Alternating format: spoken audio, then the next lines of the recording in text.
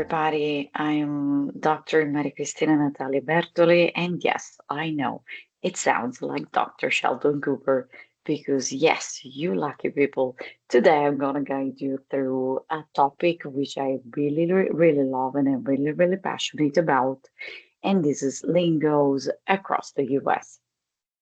By lingos, we mean language and speech of particular groups. And today I would like to introduce you guys to the way we speak in America, meaning like different geographical types of American English. And as you may know, I hold a PhD in American literature, so I'm a huge fan. Other than that, I am also a huge consumer of American English videos and TV series and so on, which I'm gonna mention quite a few times during this video, probably. First and foremost, I would like to get started by debunking a myth, which is the fact that at least until a few years ago, nowadays things are the perception of America in Europe and also notably in Italy has been changing over the last few years. But until a few years ago, and I would say for sure until the 1990s, the perception of America was like the glitz and glam of New York on the one hand, and Los Angeles on the other hand. That is the two coasts. But without in the least considering the fact that there is an entire continent in between, which is meaningful, significant, as we're going to see today, because it makes a world of difference, literally, or better, a continent of difference. So I'm going to get started from New York. And if anybody amongst you has ever watched the famous 1990 TV series starring Frank Drescher, The Nanny, then yes, you may already be familiar with some New York accent, except if you have watched that in Italian. In the Italian version, Frank Wine is Miss Francesca Cacace, and she is from Ciociaria, so she's Italian. She lives with her aunties and stuff and so on. But there are some inconsistencies that you may have noticed, which are that when she gets married to Mr. Sheffield, everybody's wearing a kippah, and that she goes to a kibbutz, and then at some point, if I'm not mistaken, yes, she goes to a kibbutz in Israel. Why so? Well, because she's Jewish. And the entire TV series is based on Jewish humor, but is also deeply rooted in New York Jewish culture. And what makes it really peculiar and special is this extensive use of English words in the New York English, other than the fact that they speak very fast to the speed of light, for real, I'm not kidding. But anyway, Yiddish is a German dialect which was used and is still used by large Jewish communities, Ashkenazi ones, that means which means coming from Eastern Europe. And there is a pervasive presence of Yiddish in New York English. Some examples which I personally love are schmooze. Like I was schmoozing with this friend of mine on the sofa earlier on about stuff, and means to chat or to network. And another such word, which is also phonetically similar with the sort of shush at the beginning, is schmuck. He's such a schmuck, which means that he's a jerk or a fool. And another thing that you're gonna hear a lot is "oy vey," which is like an expression of dismay, like "oy vey, I've lost my wallet." So these are quintessentially Yiddish words embedded in New York English because of the presence of this large Jewish community, which has been there for quite a while. That's pretty interesting. But now I would like to move to the opposite coast, California. And I watch quite a few content creators on YouTube from California, other than having watched a ton of movies and TV series starring Californian people in the past. But I would say that one of my favorite such creators is Sloan. probably not very famous in Italy.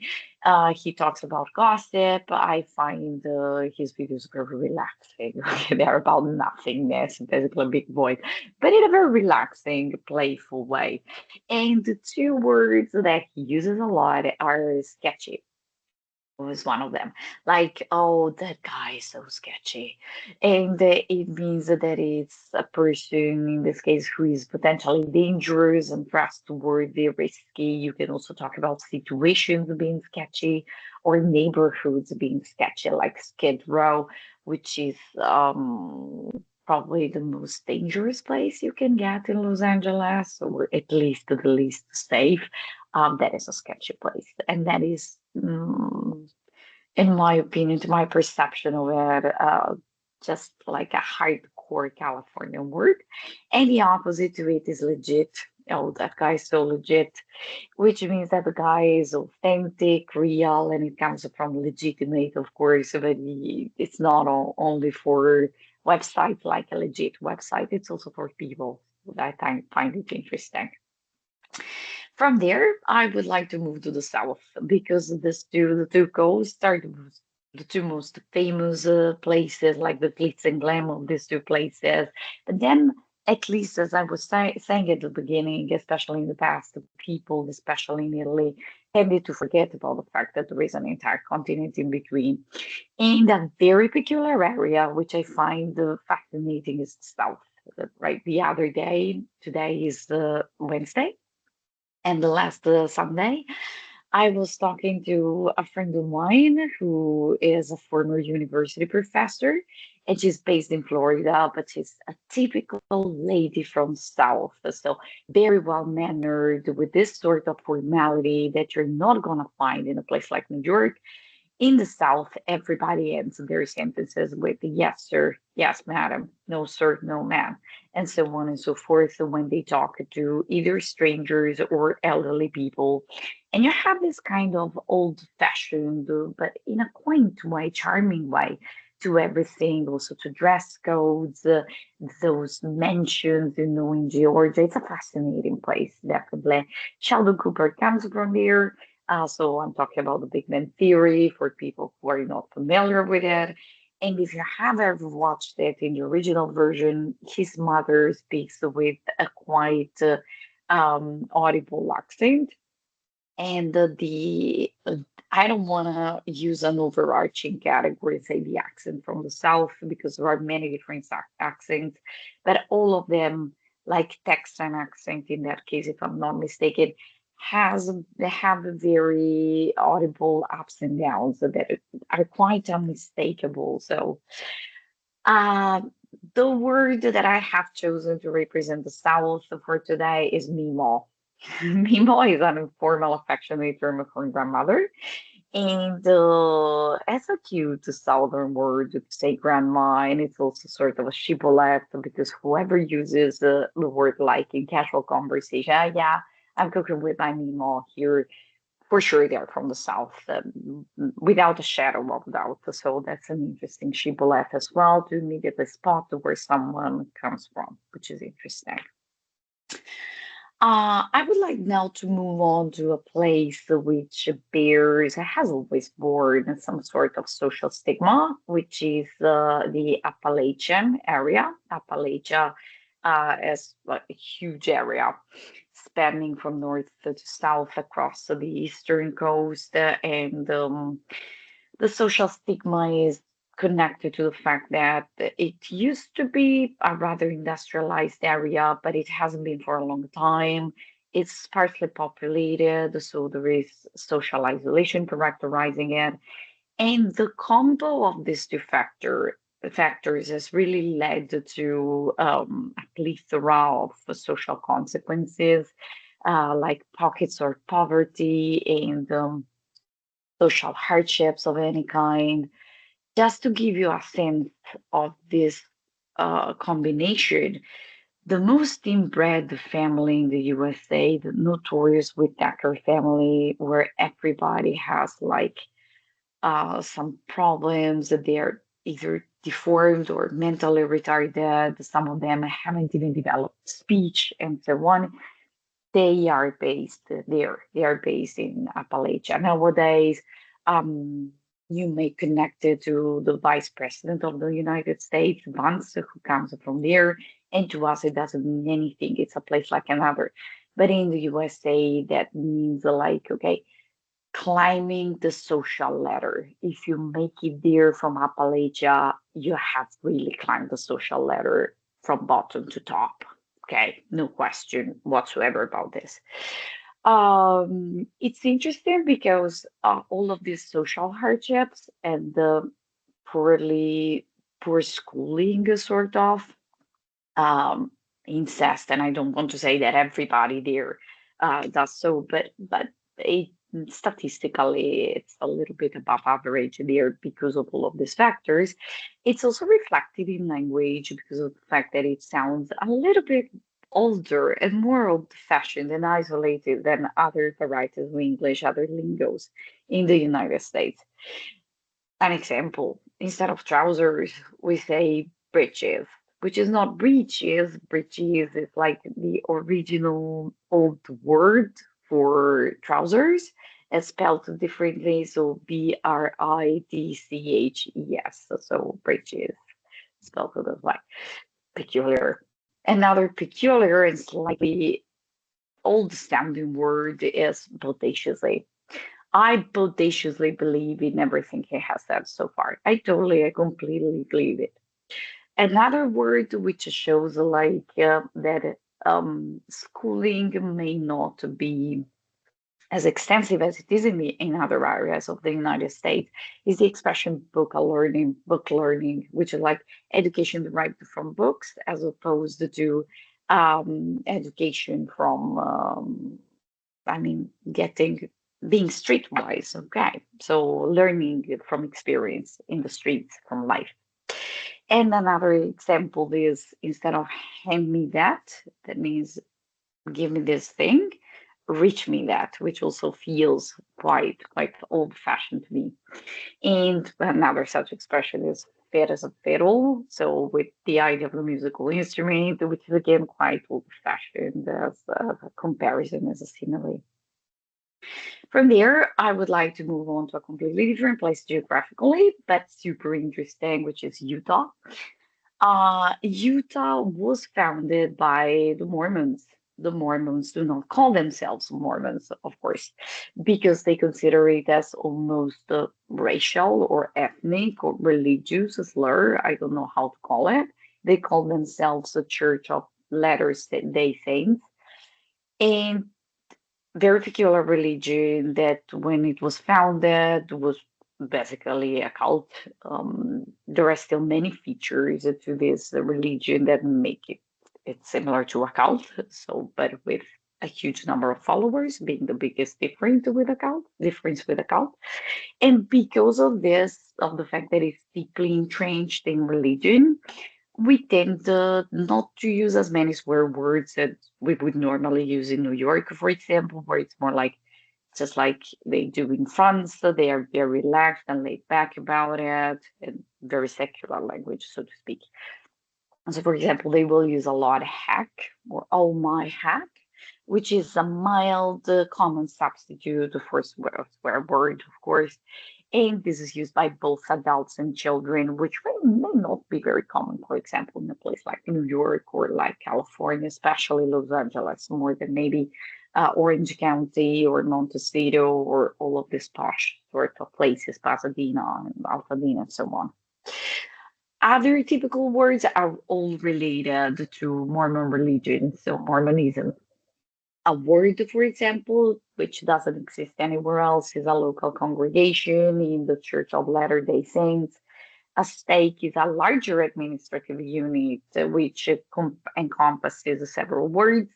Then they have Fast Sunday, which is a designated Sunday. It's not fast because it's quick, but it's fast because you don't eat like in breakfast. It's a meal that breaks the fast of the night. Fasting means abstaining from food and from drinks. And once a month they do so, and they donate the money that they would have spent on food to the church for charitable purposes, which is pretty nice, pretty good.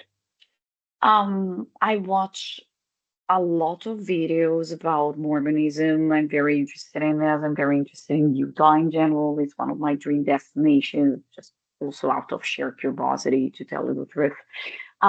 There are a few very famous ones nowadays. One of them is Nara Smith, who is married to Lucky Blue Smith.